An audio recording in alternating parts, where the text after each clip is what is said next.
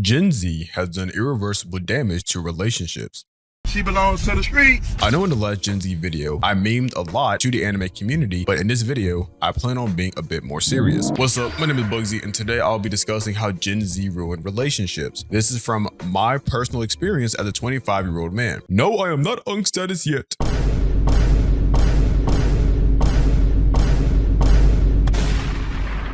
Now, before we get into this, make sure to leave a like, comment, subscribe, and join the Discord. Link will be in the pinned comment. What is taking Cheeto? What?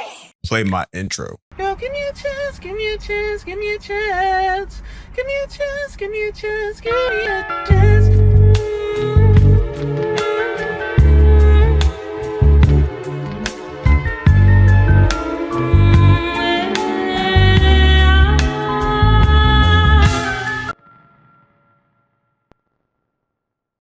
Babe, give me a chance. I promise I won't mess up no more. Everybody tell her to give me one chance. Tell her to give me one more chance, and I promise I won't mess up. Romantic relationships have been a hot topic for Gen Z adults since I can remember. Mainly, this conversation started to become relevant once I got to high school. People were watching YouTube couples, hood classics, and even anime became a popular medium for relationship goals. Relationship goals have always been a very interesting topic because they look very different for everyone. For some men, they want a submissive woman who will cook, clean, etc., while others may want a woman who goes 50-50 in build, etc. Or you may have a man who's willing to be a stay-at-home husband while the girl is a breadwinner. That would be me, of course. Romantic relationships in Gen Z, in my opinion, have been more difficult than ever. You may ask why? Because of the internet and social media. Social media has given people a false illusion that relationships are perfect and life is great 24/7, when in reality, that's not the case. For some of the older Gen Z people, they looked at their parents' relationship to have an idea of what they want or do not want in their relationship. I believe this is a very important aspect because it gives either a positive or negative viewpoint of romantic relationships. Social media only shows the positives in relationships and never the negatives because who wants to see the bad side of the relationship on social media? Hell, even in anime, people see goals that they want in their own life. There are some people who would love to have an Android 18 in their life or even a Makima in their life. She's a manipulator.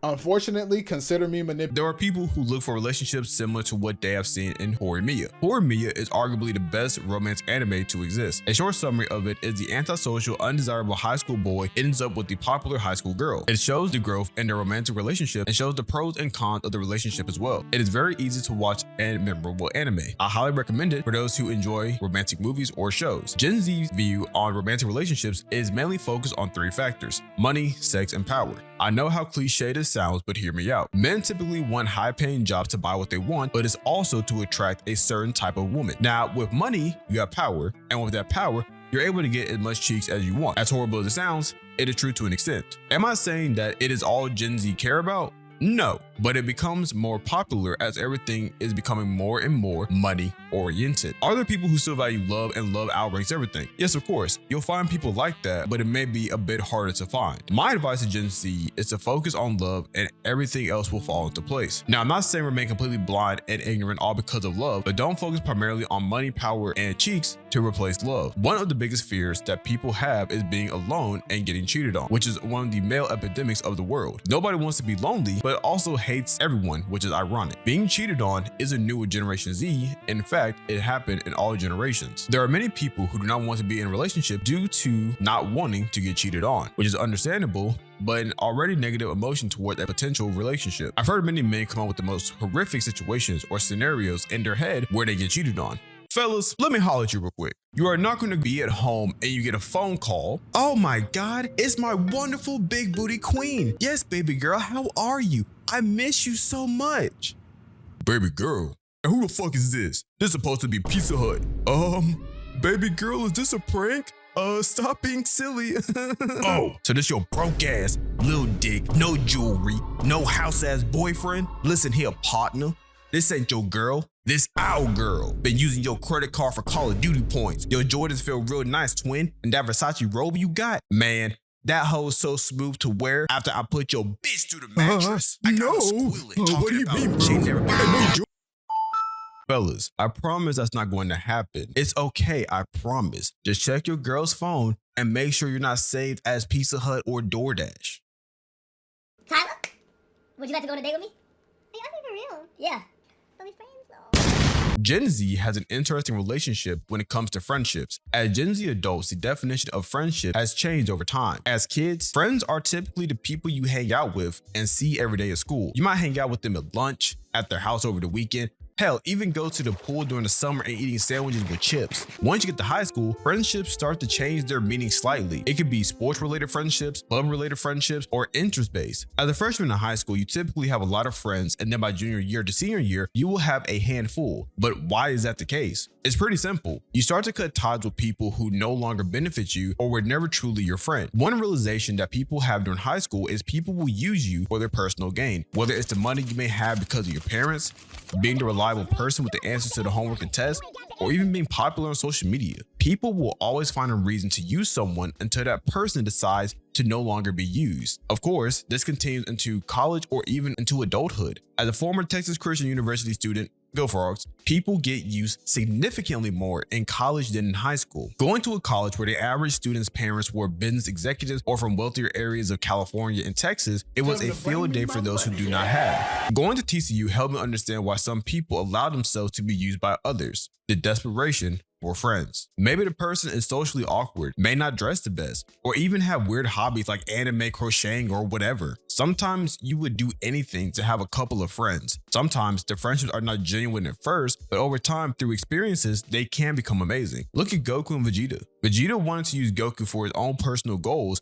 but over time, we see a strong friendship and even a brotherhood take place. Another example is Fu, Mugen, and Jin from Samurai Champloo, a friendship that developed because they all needed something from each other, but eventually developed a friendship. I know for shonen animes in general talk about the power of friendship, and that is a way to conquer all, which can seem cringe. However, it is a message that not only affects teenagers, but even adults and can guide people how to look for the right friendships. Having the right friends can change the entire trajectory of your life, or positive or negative. Something I have noticed is that people will end friendships over the smallest things or keep relationships for some very big bad things. People will end friendships because a person did not wish them a happy birthday, not reach out once a month, or even follow them on social media. I think there are people who are very clingy and require a lot of attention from their friends. Then you have the more distant, introverted, and antisocial friends. They do not necessarily need to communicate every day or even weekly, but a once a month phone call or a couple of hours is all that is needed. Being either one of those kind of friends is fine, but make sure you understand which kind of friend you are. As an introverted, antisocial friend, I do not need to talk to my friends every day because I know that they have their own lives to focus on. As I've gotten older, I have realized people start to differentiate friendships from acquaintanceship. Gen Z gets this mentality from their parents. I remember my mother always saying, "They ain't your friends." But it didn't click for me until I became a junior/a senior. A lot of my friends were acquaintances, simply people I saw every day at school until I no longer saw them again after graduation. Something I want to discuss very quickly is the friendship dynamic between creatives and non-creatives. Only because this might help or be relatable for some people. Creatives are weird. As a creative myself, we are weird. And a lot of times, get into stages of isolation to focus on our craft. This results in not going out to social events, always sitting at a computer, writing scripts, sitting in Discord, drinking too much caffeine, etc. Trying to turn dreams into reality. A lot of non-creatives do not understand why we do these things and find it to be obsessive or a waste of time. Then this leads to, when are we going to hang out again? You are always working on a new video. Bro, it is not going to go viral. Why spend all this time and make $0 from it? A terrible 4 sentences that many aspiring creators deal with constantly. Don't get me wrong, creatives do need to make time and not have this unhealthy obsession because you can end up losing good friends along the way because they do require your attention at times. However, if your non-creative friends do not understand or respect the obsession you have for your craft, then it is time to let them go. That's what I'm talking about. This shit means something to me, man. Why does my back hurt?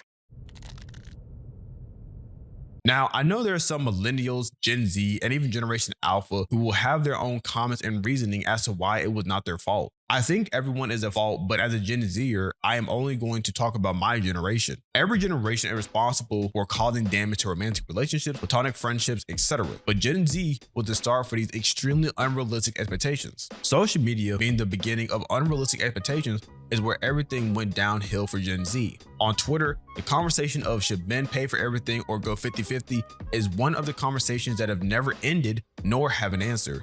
Even in person, this conversation has come around and there is never a clear-cut answer. There are some people who believe in the 50-50 lifestyle, but there are some who are completely adamant about having the man pay for everything. Talking to the older generation, their advice for long-term success in a romantic relationship has been the following: happy wife, happy life, which men nowadays have not taken well because it does not talk about making the man happy in a relationship.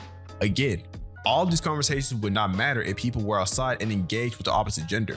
Sometimes the old heads know what they're talking about. Is there an answer to the evolution of relationships and people? Possibly, but I do not have it. I do believe the pandemic did damage towards millennials and Gen Z because it allowed for people to no longer have face-to-face conversation. People became so accustomed to texting, sitting on Discord, or communicating via other social media platforms that they are unable to hold conversations in real life. Many people cannot have eye contact or stay off their phone during dates or small talk. High schoolers and college students got it the worst, and because of all the podcast content that came out around 2019, that warped the reality of relationships to an impersonable audience known as Gen Z and millennials.